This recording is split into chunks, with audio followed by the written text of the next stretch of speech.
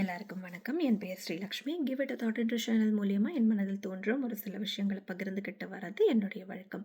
அந்த வகையில் இந்த வாரம் த வாட் இஃப் தியரி அப்படின்ற தலைப்பில் ஒரு சில வார்த்தைகள். அது என்ன வாட் இஃப் தியரி அப்படின்னா, பொதுவாக இப்படி ஆகிவிட்டால் அப்படின்ற எண்ண ஓட்டம் நம்மளுக்குள்ள எப்பவுமே இருந்துக்கிட்டே இருக்கும்.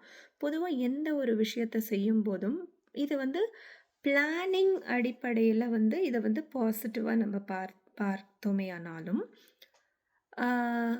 நெகட்டிவிட்டி நம்மளுக்குள்ள அதிகபட்சமாக ஊடுருவறதுக்கான முக்கியமான காரணங்களில் ஒன்று இந்த வாட் இஃப் தியரி.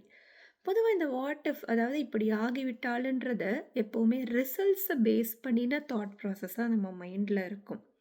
அதை ப்ராக்டிஸ் பண்ணுறத தப்பு கிடையாது. ஆனால் அதை சற்றே கொஞ்சம் வேறு விதமாக, அதாவது ரிசல்ட்டு வாட் இஃப் இப்படி ஆகிவிட்டால் அப்படின்றதுக்கு பதிலாக அதுக்கு அசோசியேட்டான ஆக்ஷன் என்னவா இருக்கணுமோ அதை நம்ம செய்யாமல் போயின், அதை செய்யாவிடன் என்ன ஆகும் அப்படின்ற வாட் இஃப் தியரிக்குள்ளே நம்மளால் போக முடிஞ்சதுன்னா, இந்த சைட் நெகட்டிவ்லேருந்து பாசிட்டிவ் சைடுக்கு நம்மளால் ஈஸியாக ஜம்ப் பண்ணவும் முடியும்.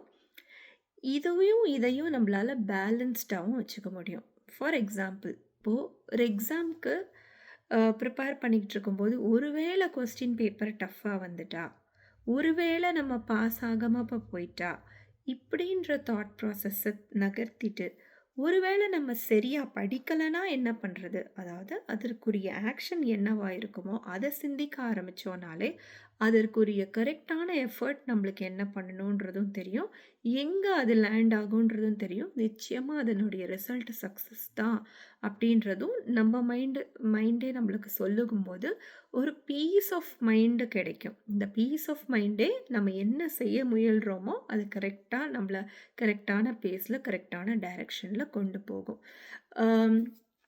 இன்னொரு உதாரணம் சொல்லணும் அப்படின்னா, முக்கியமாக உடம்பு நிலை சரியில்லாத பொழுது என்ன ஆகிவிடுமோ பல பேருக்கு, அதுவும் இன்றைய காலகட்டங்களில் ரொம்ப ரிலேட்டபிள். டெய்லியே நம்மளுக்கு ஏதாவது என்ன பிரச்சனை உடம்புக்குள்ளே வரப்போகுதோ அப்படின்னு எண்ணி எண்ணி வாழற வாழ்க்கையாக மாறிப்போச்சு.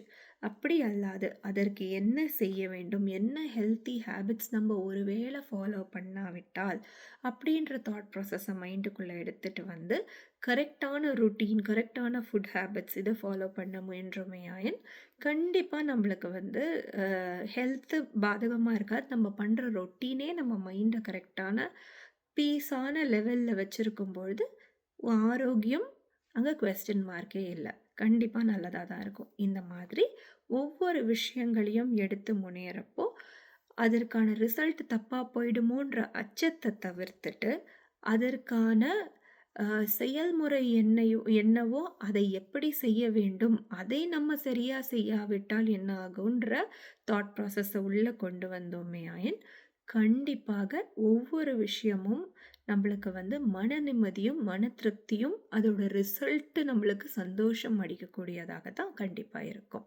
மீண்டும் இன்னொரு வீடியோவில் சந்திக்கிறேன். நன்றி, வணக்கம்.